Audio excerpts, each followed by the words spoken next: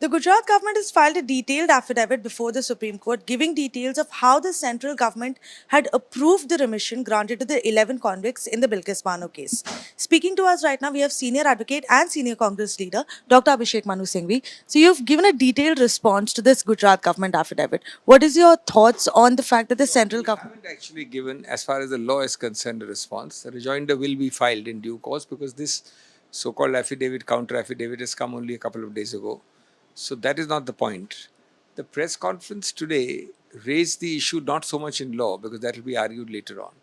It raised the clear issue that the context, the facts are revolting. They are reprehensible.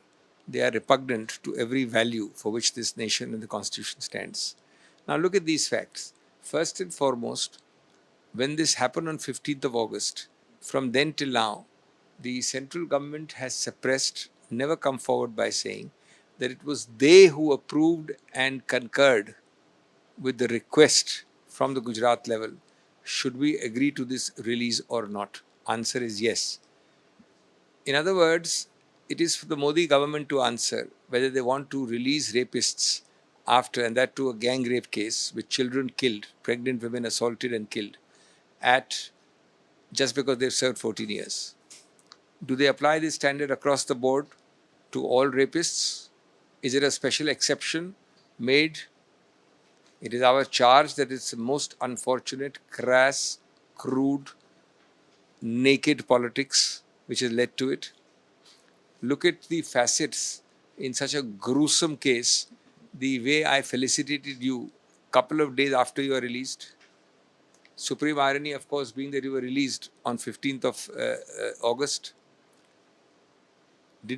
Were you told, which this affidavit now tells you, that the CPI opposed the release, the CBI? In fact, they've said that the CBI as well as the judge... That's the third point. The special judge opposed it. Who is the central government to evaluate this except for crass, crude, cheap political gains? And as I said, that if this is the rule, then how will you tomorrow distinguish if another rapist makes the same request? What will be your basis of distinguishing? And remember one thing, there were about 11 or 10. There is no fact-specific, person-specific analysis. It doesn't say that Nalini is released because she's old or infirm or this trouble. Mr. Singhvi is not released because he doesn't have these credentials. It's a en masse blanket order which does not individuate or separate or distinguish, which means clearly there is no application of mind. They treat everybody together in a common basket in such a reprehensible crime. And as I said, this becomes a precedent. Then you will either discriminate against other rapists who are going to ask that. And mere serving of sentence for 14 years is certainly not a ground. Just one short question.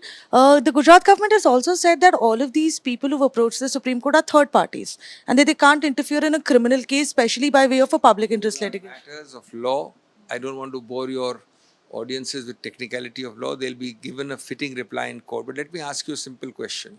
In such a gruesome, reprehensible, horrible case, will you look at the message or will you shoot the messenger? I'm now talking in the social field, the political field, the media field, the common man field. Are you here to ask me, who are you, Miss Nalini? I will ignore the message you are carrying, but I'll ask you that. Yes, that will be answered in court. When you bend the law, and people are then again confusing by saying this is a gubernatorial, a governor's pardon, or a kind of a presidential remission. Nothing of the sort. A panel en masse, and I am told that the record shows that one of the reasons recorded is that these are sanskari Brahmins who should be released. I have nothing against any community, but is this the way to deal with something in writing? So I think this shocks the conscience, and I think the larger mistake you're making is that you think that because you have majority, therefore majority allows you to and legitimates and validates anything and everything you do. No constitutional value matters, no restriction of the constitution matters.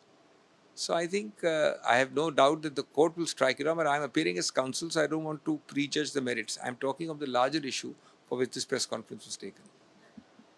Why shoot the messenger and why did central government suppress this fact? It's a question that Dr. Singhvi is raising today. This is in New Delhi, Nalini Sharma for India Today.